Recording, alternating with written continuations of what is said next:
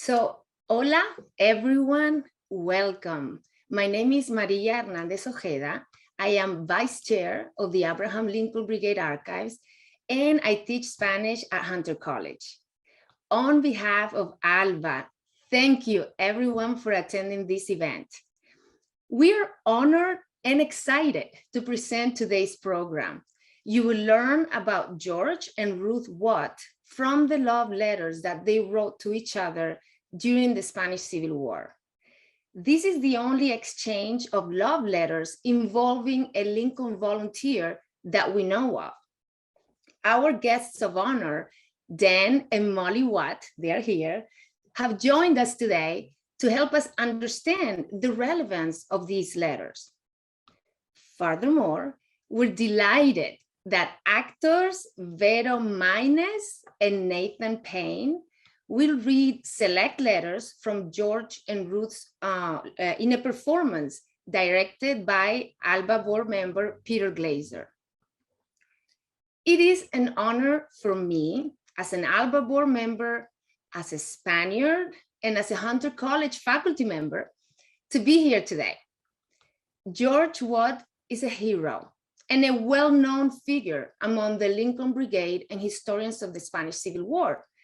Ruth Watt's relevance, just like many women who resisted fascism, has not yet been fully appreciated. So there are many ways to teach history, to teach the Spanish Civil War and the experience of the Lincolns, but I cannot think of a more engaging way than bringing these letters to the classroom, talking to students about the individual experience of the war. So we are happy to announce that George and Ruth's letters have become part of the instructional materials at ALBA. Yes, where they will be used in teaching workshops. These and other teaching resources are available on our website and anyone can access them. Thanks to Dan and Molly Watt, ALBA has added an essential primary resource that will keep the Lincoln's history alive. So right now, Dennis Mini is posting the link to the full version of the script. Please keep in mind that today's performance is an abridged version of the full play. And also we wanted to mention something important for ALBA. This is the first live event at ALBA since the invasion of Ukraine began. The messages of justice, freedom, and love that you will hear in George and Ruth Watt's letters are sadly relevant once again as the world witnesses the human suffering in Ukraine.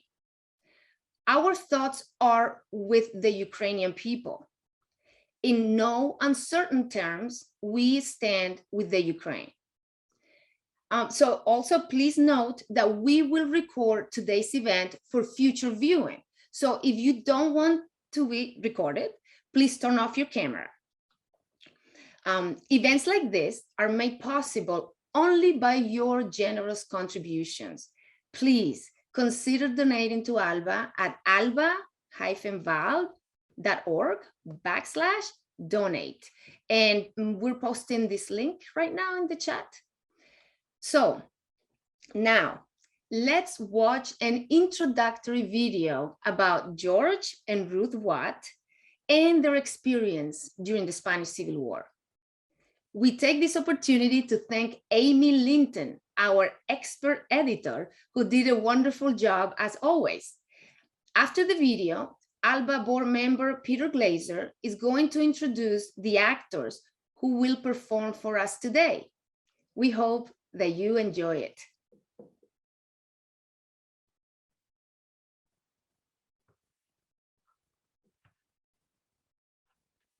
Greetings, everyone. I'm Peter Glazer, a longtime member of the ALBA Board of Governors, and I'm pleased to be able to welcome you to today's event. George and Ruth, Songs and Letters of the Spanish Civil War is a love story, a war story, a personal public history, and a retelling in dramatic form of a crucial time in the ongoing struggle for justice and human dignity.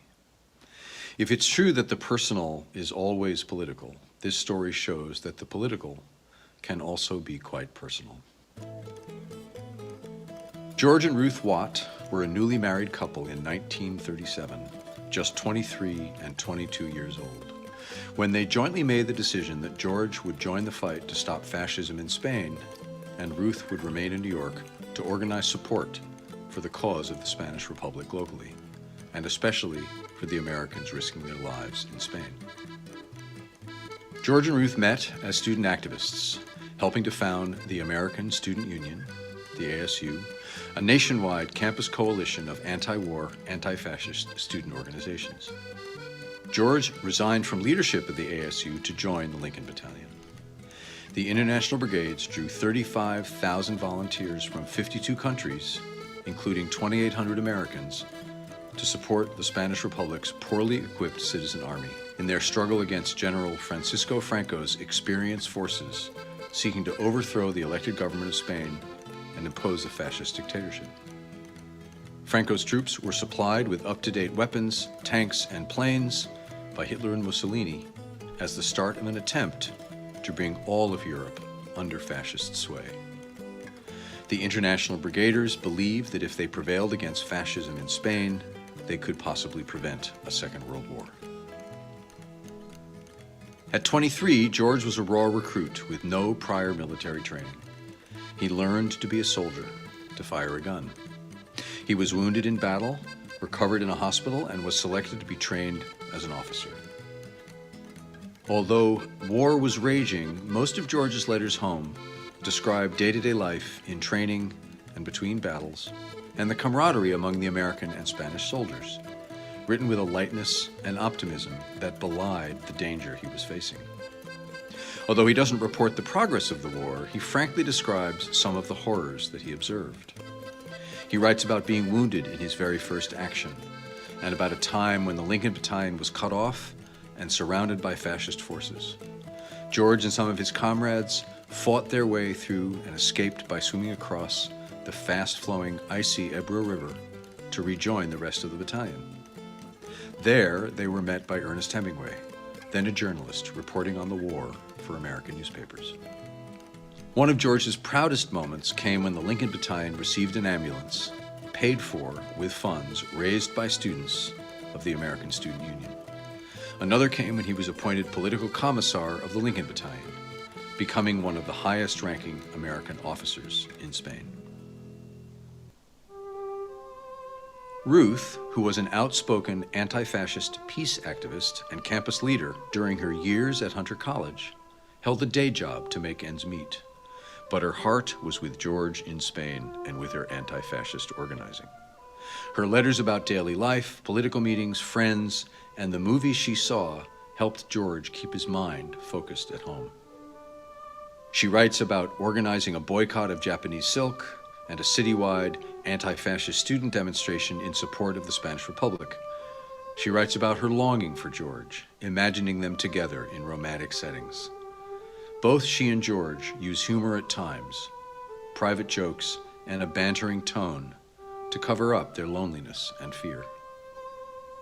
Just a few months after George left Spain to return home in December 1938, the capital, Madrid, the last bastion of the Spanish Republic, fell to Franco's forces, unleashing a reign of terror and a fascist dictatorship that lasted more than 30 years.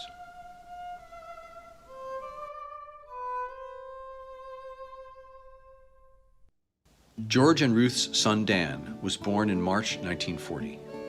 Tragically, Ruth fell sick and died of unknown causes just 5 weeks later. George remarried Ruth's friend and fellow activist at Hunter College, Margie Wexler. In 1944, Dan's brother Steve was born. Dan grew up believing that Margie was his birth mother. At age 8, he was told about Ruth, but knew little about her. George fought against fascism again with the U.S. Army Air Corps in World War II. Following the war, he spent many years as a political organizer and later became a social worker and administrator. He died at age 80 in 1994, after which Dan and his wife Molly found a closed box that George had saved all his life. The box contained the letters of George and Ruth Watt. Dan came to know his birth mother, Ruth, for the first time. Dan and Molly wrote this play, drawing on the letters, to bring the history of the Spanish Civil War to life in a very personal way for the 21st century, showing the personal lives of the men who volunteered and the women who lived through it with them. We hope you enjoy our presentation.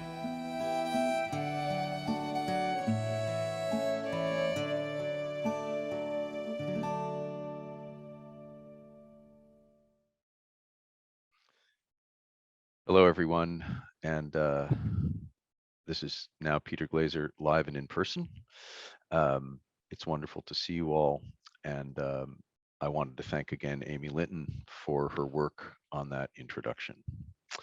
In addition to my position on the ALBA board, I am a professor in the Department of Theater, Dance, and Performance Studies at UC Berkeley, where I've had the privilege of working with these two wonderful actors that you are about to meet, They will be performing an excerpt from the play, The Spanish Civil War Letters of George and Ruth Watt, which in its full form also includes some of the amazing songs so popular in Spain and the US during the war. Nathan Payne is an actor with experience on both screen and stage. He is currently finishing his collegiate studies at the University of California, Berkeley, and will be graduating with a degree in theater and performance studies. The upcoming independent film Microwave is Nathan's feature film debut, shot in the wonderful East Bay area in San Francisco area, where he recently made his debut on UC Berkeley's TDBS stage in Carol Churchill's Love and Information. You can catch Nathan starring in Liminal Features' new horror film, The Walk, as well as assistant directing TDBS's main stage production of Men on Boats this April.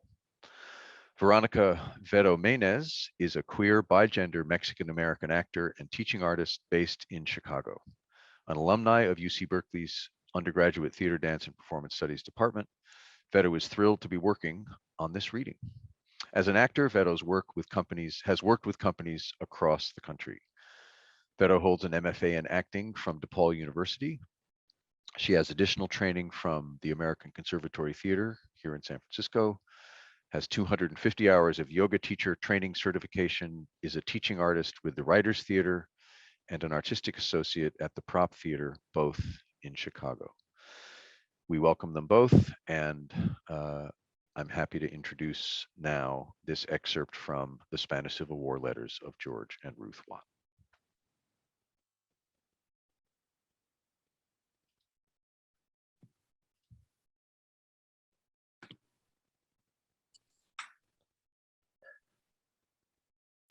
Dear Ruth, well, I'm here in Spain and I feel great. As soon as I came into training camp, I was met by so many familiar faces among the other volunteers. My third day and I feel like a veteran. I'm learning very fast. I shot a rifle for the first time in my life and made an excellent score. I've just received my helmet and my ammunition belt, and you should see me. The uniforms we wear in the Lincoln Battalion make me look just like an American doughboy in the World War. Sometimes I get the feeling that we were a bunch of Boy Scouts playing war. It's hard to imagine myself as a soldier. Dear George, I am terrifically busy nowadays. Imagine me, a working girl on my own in New York. Sometimes it seems to me that I work an 8-day week, 25 hours a day. Even the movies I go to are part of the routine. I saw Paul Muni starring in The Life of Emile Zola. It was really splendid. Of course, the Dreyfus Affair protest was sort of watered down for the screen. Nevertheless, the impact of Zola's political awakening was terrific. I saw it at the Get Your Ticket in Advance theater. Everyone was dressed up to kill, except for poor me. I was dressed as though I was going on a hike in an orange woolen dress, a brown corduroy jacket, and a brown beret. The lobby of the theater, of course, was a series of balconies overlooking the main hall. I swear, as I looked down from the highest balcony at all the swanky ladies and their escorts milling around below me, I felt like making one of my famous speeches from the balustrade. I had a ton of fun imagining the expressions if I had. I'm sure only the vision of your commonsensical restraining hand kept me from it. Dear Machachkala, at long last I got your letter. I had lamb stew, French fried potatoes, and your letter for my main dish. I had grapes, lemonade, and your letter for dessert. Well, there's hardly any need to say what difference your letter made. It's much easier now facing artillery and machine guns than it was before. I was really worried that I wouldn't hear from you before we went into action. Well, I'm happy. That's all. Very, very happy. You write about my new vitality and depth of experience. Well, my new vitality consists of infiltration by running and flopping towards the enemy, usually done on very thorny, rocky ground. And my depth of experience comes from digging foxholes. So yesterday, our entire section was transferred into a Spanish company. This was done to strengthen the Spanish crew. This is just the chance that most of us have been waiting for. Now we're doing the job the international brigades were really meant to do, and that is to teach. We in the Lincoln Battalion cannot win the war for the Spanish people. They are the ones to do that. But now I've got to learn Spanish, and I am learning it over a machine gun, over a rifle, and at night to the music of the guitar and the dance of the flamenco. Today we spent all morning teaching our Spanish comrades all about the machine gun, about the rifle. Yesterday, I lay awake trying to trace my understanding of war. As a young child, it was something dreadful that my parents used to talk about. I had nightmares about people who were called Huns, who would come into people's houses and sharpen their axes in front of our eyes. They would cut off everybody's heads, including my sister's. It's true, they never got me. I think the reason they spared me was in all my nightmares, I was beautiful. I was honestly sincere in my fervent denunciation of war, even emotional, but still sort of abstract. Well, war isn't so abstract today. It presses down on us. We are now in reserve position, near but not at the front. The fellows are busy cleaning new rifles we were just issued. I wasn't issued a rifle. Instead, I have the special honor of being a machine gunner for our section. And boy, how I love that gun. I got it last night, took it apart and put it together a dozen times. This morning I couldn't sleep and I got up at dawn to look at the gun again. It's too heavy for one man, so another man and I operate it. It is the pride of our section. It's a light machine gun and has the firepower of 60 riflemen. So you see, I'm pretty important. At present, we are deciding on a name for the gun. But whatever it's called, I shall secretly name it after you, baby Ruth. And you'd be surprised, it has many similarities to you. It's beautiful, a little awkward in spots, a little heavy, and oh, how I love to strip it. I treat it with such a tenderness, and I actually sleep with it under my blanket. It's got to be protected. I mean, the gun means the life of those boys. Baby Ruth shoots from the shoulder and isn't going to miss.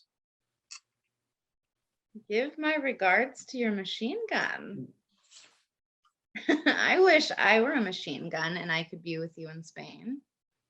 I swear I'd never jam or be awkward, even in spots. I'd keep myself spotlessly cleaned and oiled. Honestly, I'd be no trouble at all. And if we got in a really tough spot, I'd just start singing. That would scare the enemy. All right. Maybe sometimes after the day's work was over, I'd sidle up to you like those French women you wrote about and say, "Voulez-vous un joiement, cette nuit?"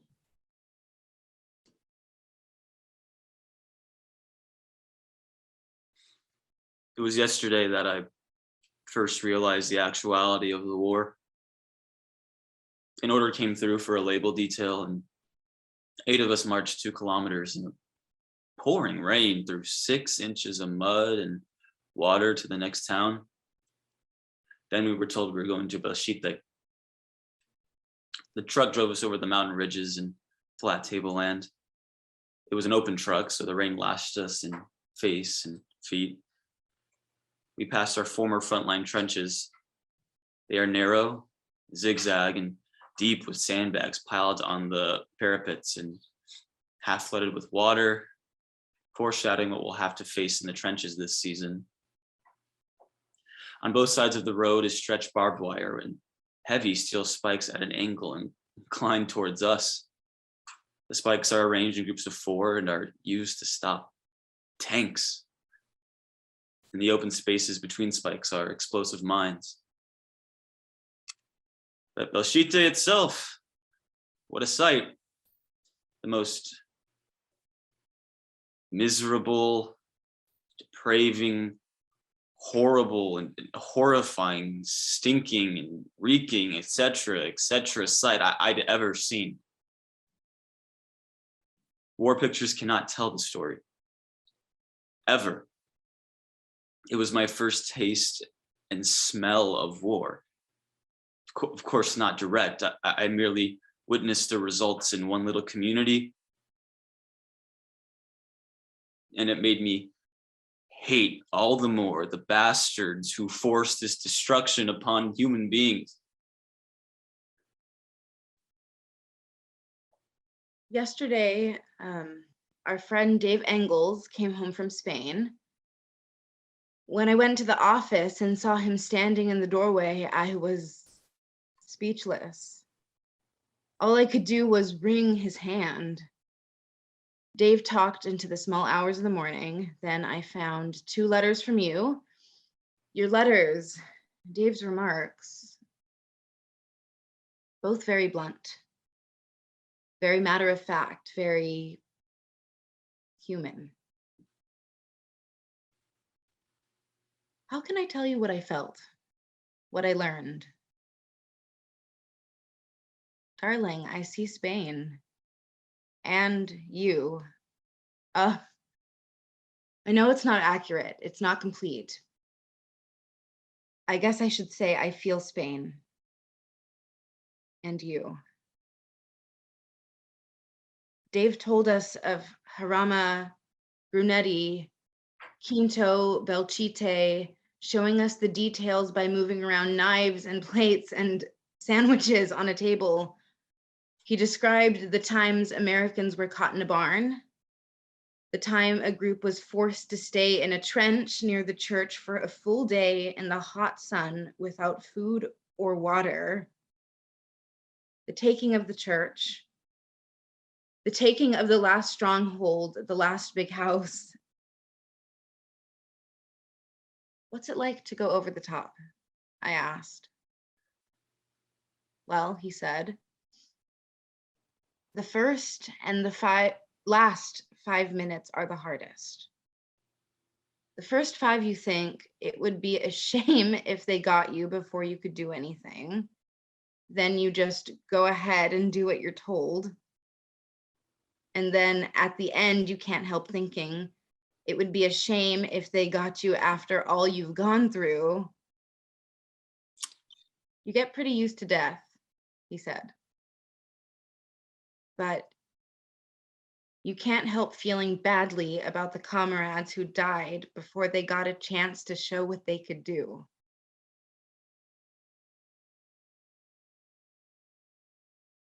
Darling, I've been trying to write desperately for the past 2 days. The whole thing's too close, too real to represent in words. The first day we came into the lines, we attacked, and the Lincolns made history that day. I'm writing this letter from a military hospital in Rue. But don't worry, darling, I'm not hit seriously. It's only a flesh wound and will heal in a couple of days. I got it while giving first aid to a pal of mine whom you don't know.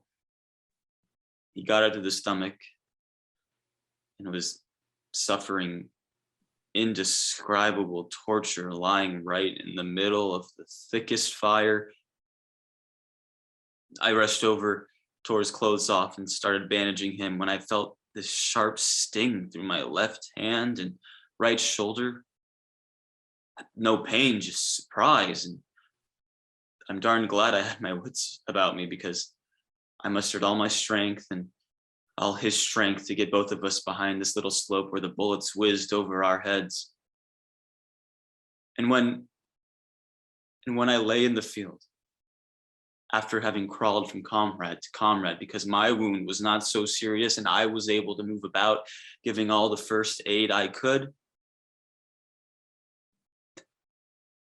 I felt a strange elation at the way we all acted. I had taken the test of fire and passed, and I'm going back as quickly as possible.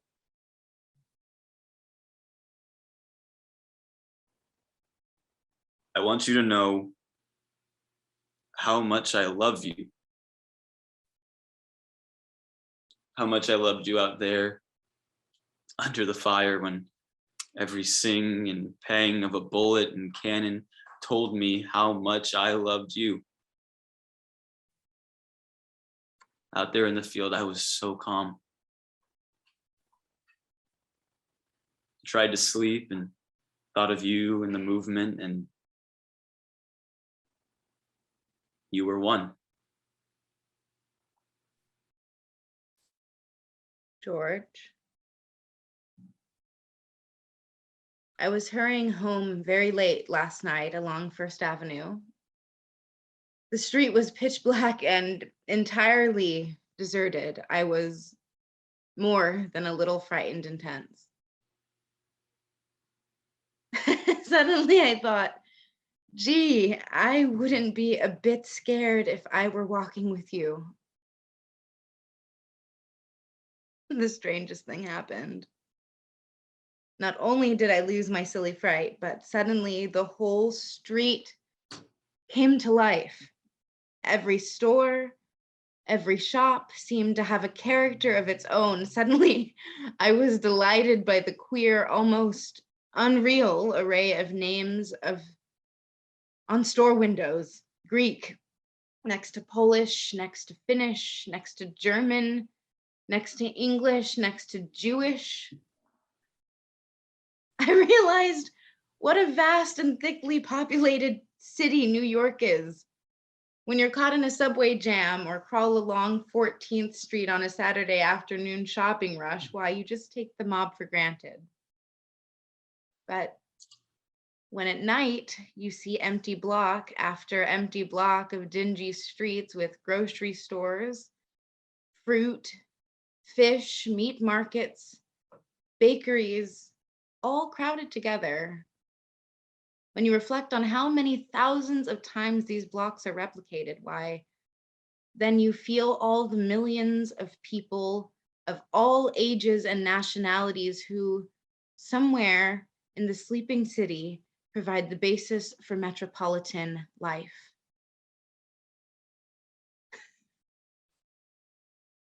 Oh, do you know what, George? You are a great comfort to me.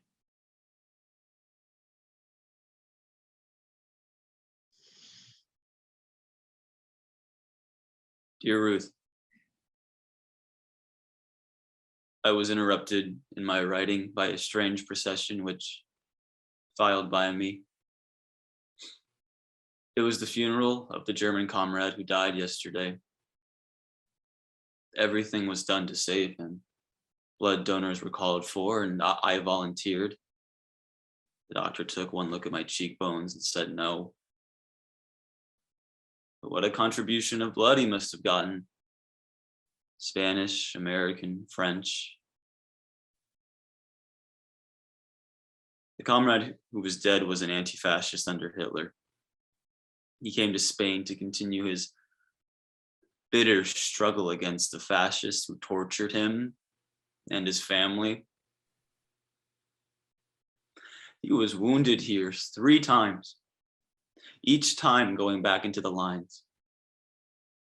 You know, we get hardened out here to the thought of death and suffering. Yet you can't help feeling that choking feeling that makes you want to cry and shout and curse.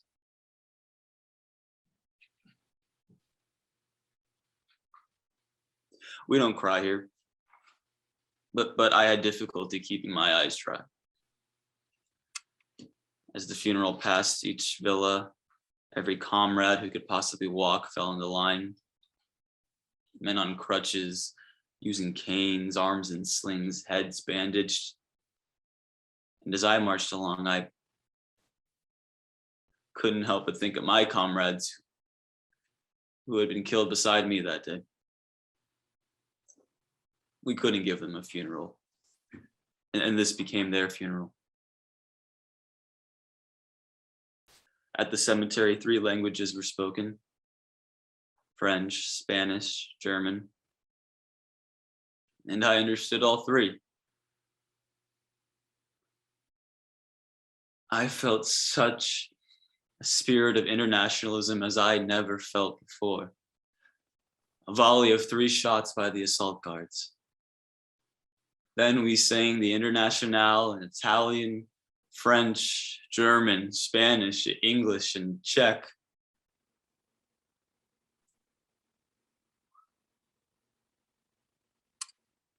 Now, even the miraculous weather can't keep my mind from planning the meetings for the coming week. And what a week it's going to be. Brooklyn College, NYU, City Main, and City 23rd will all have 1-hour student strikes at 11 a.m. Hunter and Columbia will have noon-hour demonstrations. All the evening schools will have torchlight parades to celebrate their stoppages.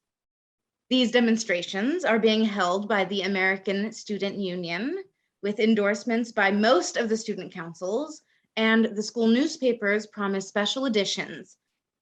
These strikes and demonstrations align around 5 main points. The US must, 1, participate in a world conference of peace-loving nations. 2, lift the embargo on loyalist Spain. 3, withdraw Hitler's troops from Austria. 4, halt murderous attacks on Catholics and Jews. And 5, boycott Japanese goods. Someone has even arranged an airplane to fly over the demonstrations with a 60-foot streamer. Stop Hitler and save peace.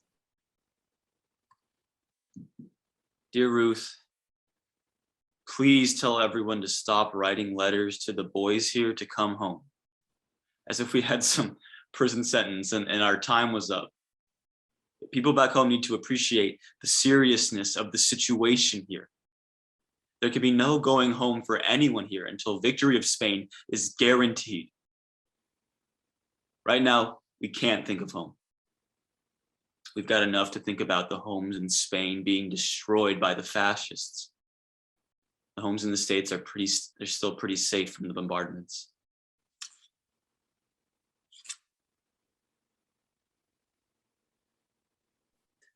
This should be me instead of this letter. But just as the rest of the boys were going home, I got the grip and was sent to the hospital.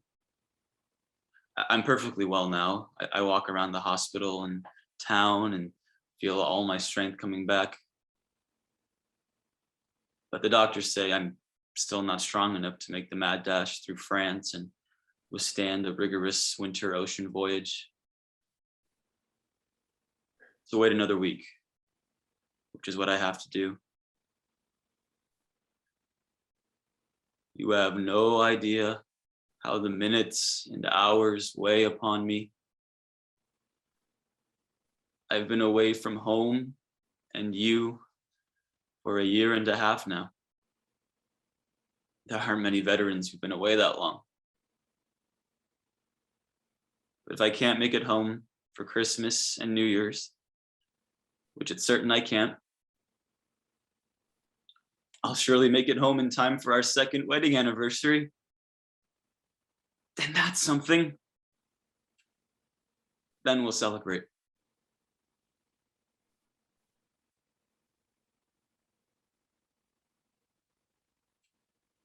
I love you so much. So hurry up and wait for me.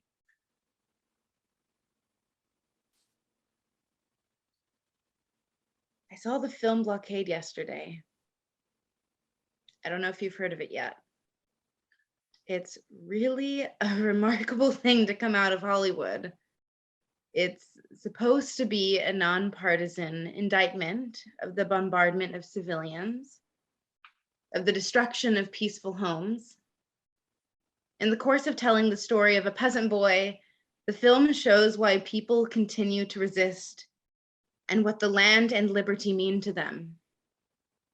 There is a powerful humanitarian appeal in the picture of how innocent inhabitants of a town suffer under an unfair blockade but continue to resist. Some of the implications for the world as a whole are brought out by a sympathetic foreign newspaperman, but the part that hit home the most, as it is meant to, were the closing lines. In somewhat of the approved Hollywood fashion, the hero saves the food ship and exposes the traitors. The military commandant thanks him and promises him and his girl a leave as soon as possible, saying, "Maybe you can find a little peace and happiness." "Peace," replies the boy. "How can there be peace for anyone while our land and people are being destroyed by murderers?" Then he turns directly to the audience as the curtains closed, and through clenched teeth says, "The world can stop it. Where is the conscience of the world?"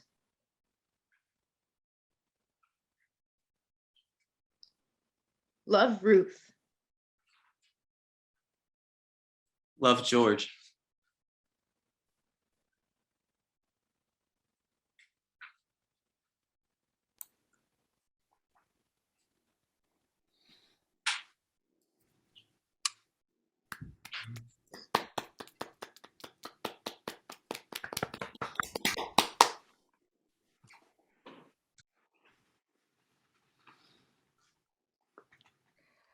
My goodness, thank you. I think we're all moved. At least I'm moved. Thank you so much, Vero Maines and Nathan Payne. What an incredible performance. What a moving performance. Thank you so much. And we begin now the Q&A section. And there will be questions for you as well, of course. So, but I would like to begin by asking Dan Watt a question. Dan, what were your thoughts when you watched these two amazing young actors become your parents? Hard to describe how moving it is to hear Vero and Nathan speaking and acting and living the words that my parents wrote to each other before I was born, 85 years ago. And one of the things that makes it so moving, but also terribly sad, is how relevant they are today. It's what a world. That's Very yeah. moving. Thank you so much to Peter and the actors. And can you tell us something about your family, your experience, any anecdotes with your dad? So my father, when I was a little boy, he also fought in World War II. And when he came home, I was 5 years old, and he would put me to bed at night. And he would tell me stories about his experiences and sing songs. My father played the mandolin and loved to sing the songs of the Spanish Civil War. And he would put me to bed with his mandolin, and he'd be playing Los Cuatro Generales. And I would fall asleep to the sound of that beautiful tune. So that was really just my growing up. He would told me the story. He told me how he got wounded in Spain. He told me that he showed me the mark on his chest. He put my hand right on it so I could feel the scar. And then he showed me the where it went through his arm, the scars of that without hitting anything. And he used to say, if I had been bending 1 inch lower, we wouldn't be here. Neither of us would be here.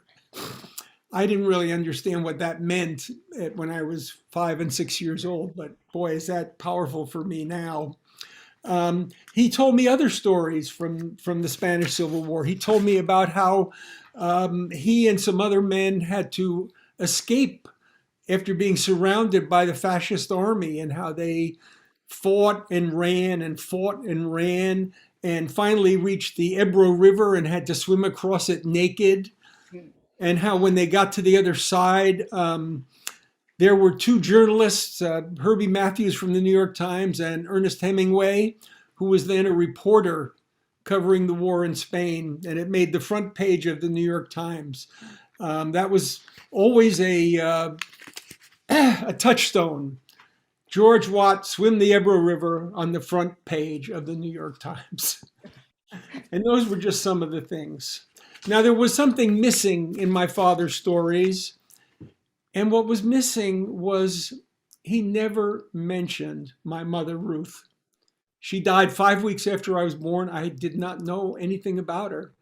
I had my wonderful, wonderful stepmother, Margie, who brought me up and was my mother all my life, and who couldn't have been a better, more wonderful mother. But he never talked about Ruth. And even when I learned a few years later that I had a mother who died right after I was born, they didn't speak of Ruth in our family when I was growing up, or even when I was an adult. It was very rare to hear her name or to hear anything about her. So really, I did not know her until these letters. Wow. It's incredible. So powerful. And thank you so much for sharing this with us, with all of us. And I know too that Molly, that I know that you played a very important role in bringing these letters to life. So how did this project came to be? What can you tell us about the process of uncovering George and Ruth Watt's letters? Please know I'm still crying. I know. I'm so moved by the performance we have just witnessed, and so appreciative of the opportunity to have Alba be the home for this play script and these letters now. But I will tell you a little bit about how it happened. You know that George Watt was a hero in the Abraham Lincoln Brigade in the Spanish Civil War. And Dan Watt was his son. Dan Watt was not an academic of that subject, nor was he an expert, although he read many books about the Spanish Civil War and knew many of the people who fought in it. But he did not consider himself an expert, but he was often asked to speak at conferences or give a talk about it. And he said, "No, thank you. That's my father. Talk to my father about it." You know, we have our partitions in families sometimes. But his father had died, and there was a big brouhaha about the Spanish Civil War, which is a whole nother story, in New Hampshire in 2002. And people in New Hampshire decided the citizens of New Hampshire didn't really know what the Spanish Civil War was about and the idealism in it. And so they put on a conference at the State Library in Concord, New Hampshire, and asked Dan Watt to speak. And Dan Watt was about to phone back and say, "No, thank you," when I stayed that arm with the, he showed the bullet going through his father with, and said, "No, this is an opportunity for education right now, and I think we should participate." You know, at academic conferences how important primary resources are. Well, we have some of your father's letters. Let's rummage through the attic and see what we can find. And so we did. And we rummaged and we came up with a box that said Spain in big handwritten pencil and Ruth in little tiny letters. And we opened it up and took out all the posters and all the paraphernalia and all the odd pencils and erasers and whatnot. And on the bottom were 134 pages of carbon copies of Ruth's letters during a 6-month period to George. What was important about these letters is that there were carbon copies. We didn't have any idea they existed. I think George had forgotten. He had, you know, Ruth was compartmentalized. He now had a life with Margie and Danny and Steve. And so Ruth was able to do these because she had a job. After she was expelled from Hunter, she had a job with the WPA. And for 6 months, she had a lunch hour and access to a typewriter. These are very important. Everyone didn't have a typewriter in those days or a lunch hour.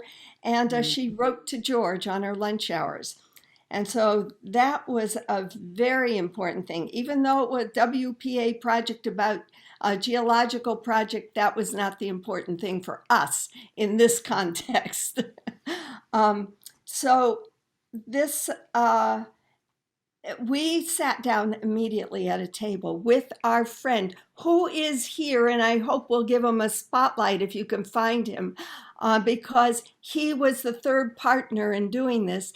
Tony Salatan, the very marvelous folklorist and singer of folk songs, who did one, I think, the first public TV program using folk songs ever in the world, sat down with us, and I read all of Ruth's letters. Dan read all of George's letters, and we did 1/3, 1/3, 1/3. I said, I want to use this paragraph. I want to use some of this story.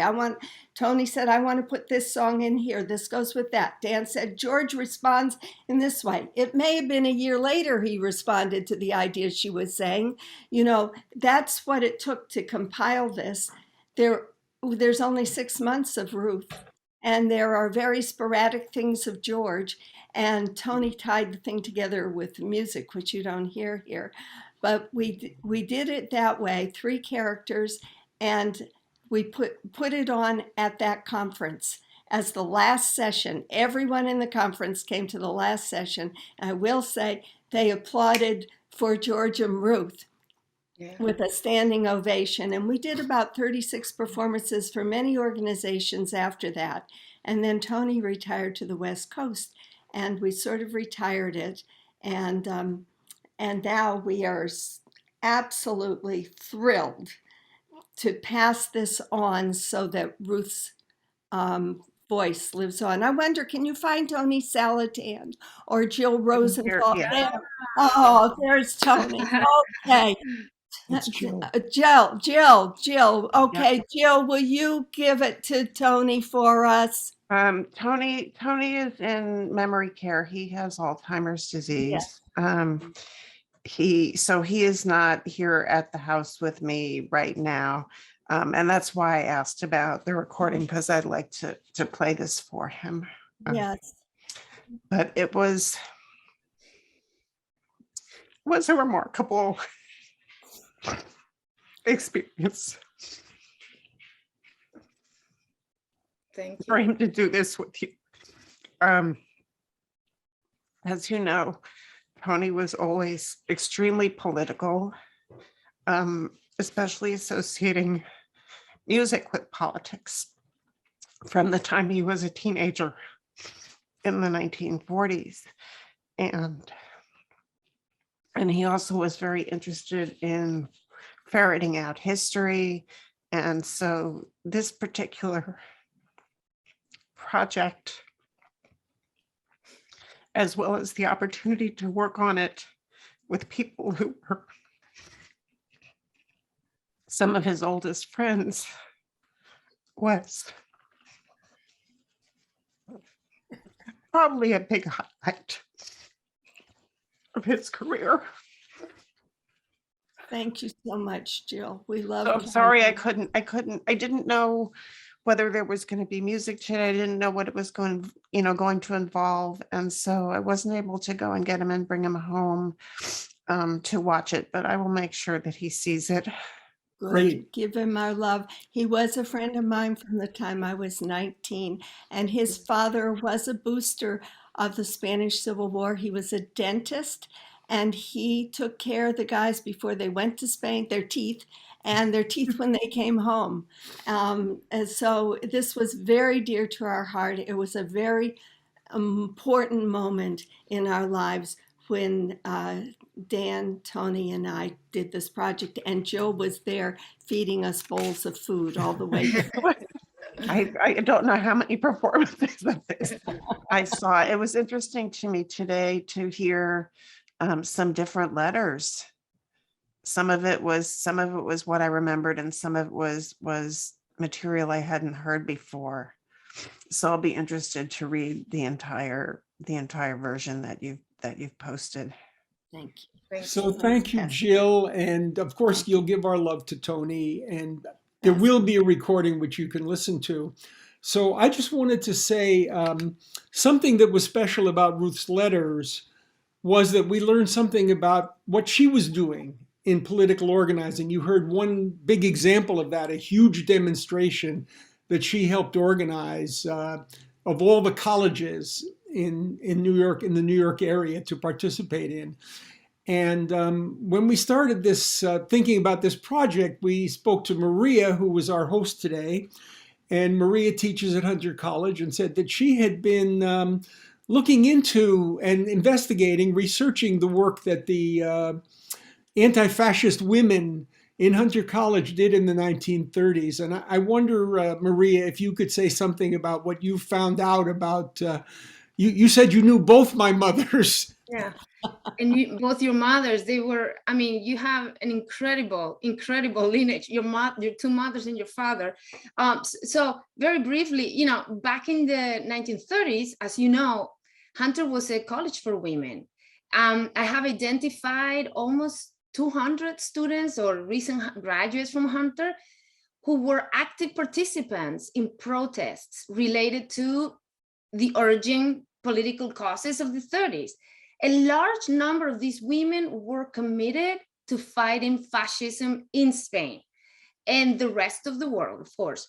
They did mass demonstrations, walkouts, fan collations, and Ruth Rosenthal stood out among them.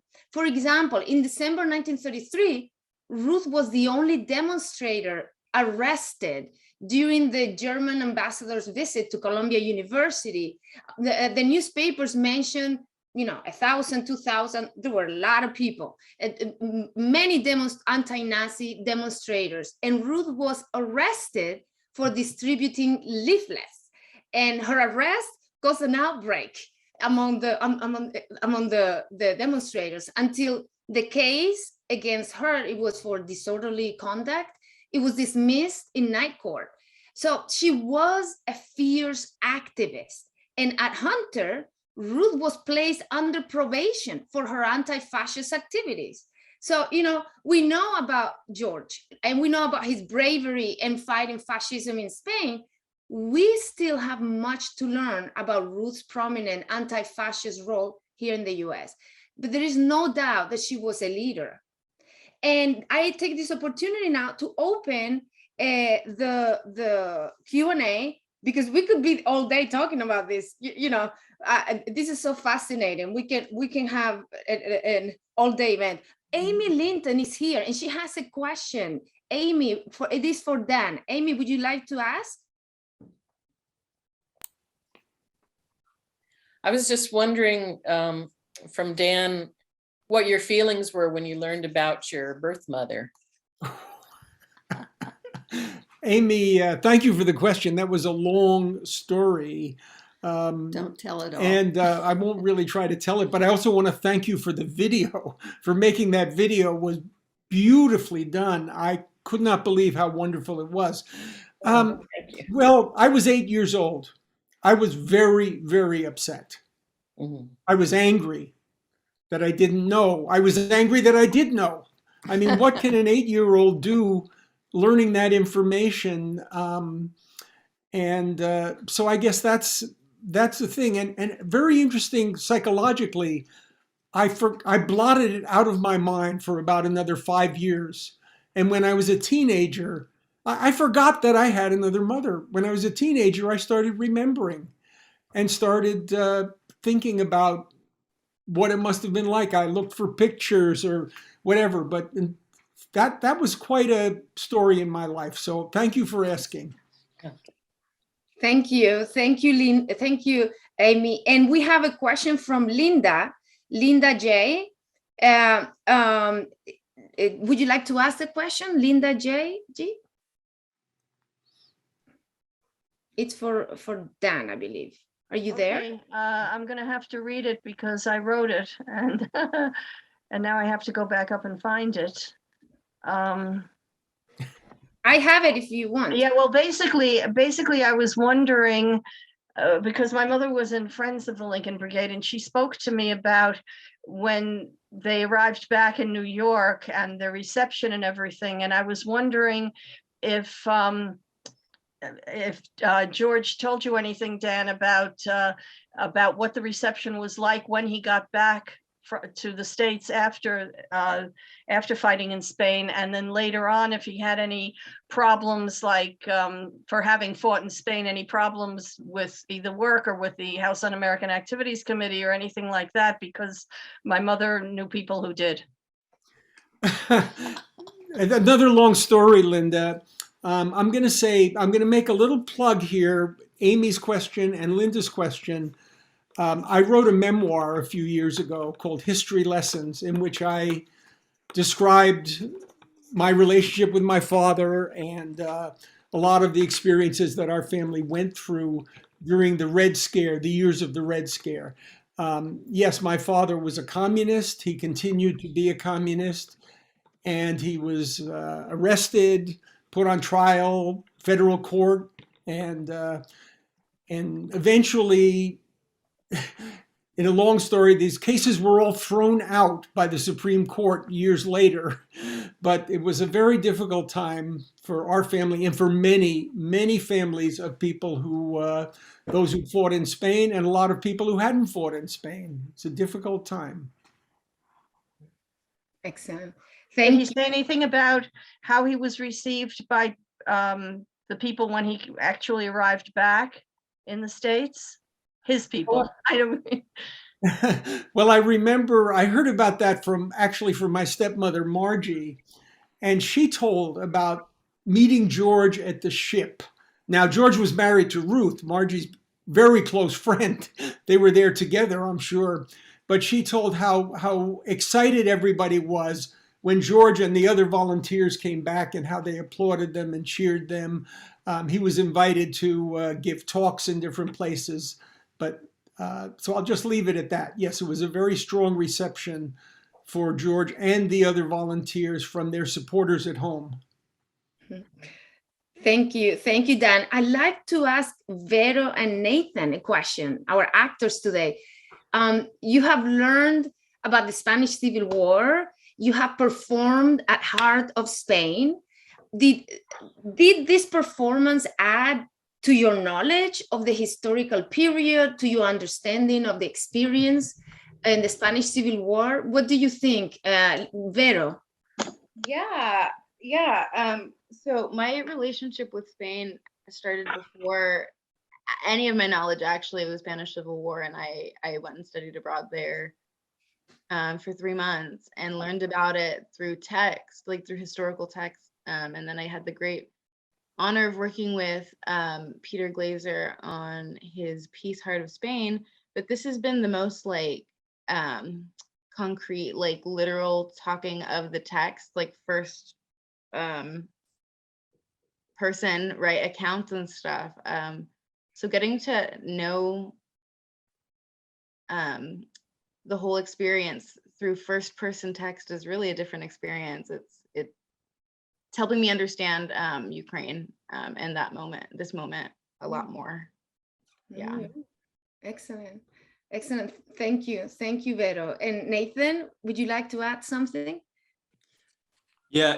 I mean, I'll second like all of that. I wasn't able to be in Heart of Spain because I'm a baby compared to Vero and such. But no, when Peter reached out to me with this great opportunity to do this, he provided a lot of material for me to educate myself on the Spanish Civil War, because it was something I'm afraid I wasn't super knowledgeable about.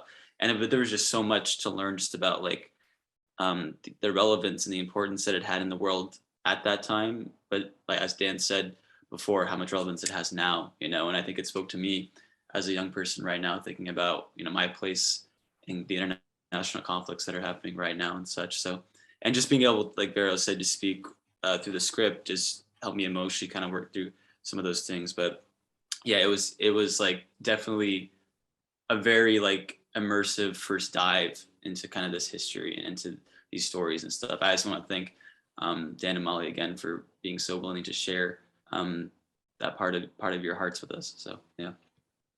Beautiful. Thank you, Nathan and Vero. And believe it or not, we're near the end. Don't go. We still have some things going on, but time is flying, and we would like to speak to you about the George Watt Award. And we have with us Alba's treasurer, Aaron Retish, and he's going to talk to us about this award. Aaron, welcome. Thank you very much, and thank you for this wonderful presentation. So I'm coming to you as the chair of the George Watt Essay Prize Committee. The George Watt Essay Prize honors the legacy of Lincoln Brigade vet George Watt, a writer, activist, and founding member of ALBA.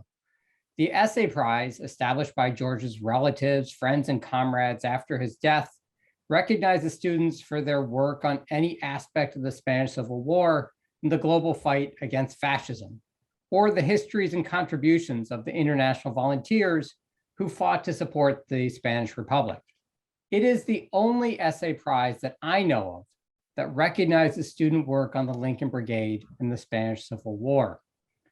The prize is judged by some of the leading scholars and the most knowledgeable people on the international volunteers and anti-fascism, and has been awarded annually since 1996 to over 60 students from 19 states and 7 countries from across the world, a number that is growing every year. In fact, we recently had our first repeat winner, a student who won at the undergraduate level and then went to graduate school and received the award again for a chapter of his dissertation.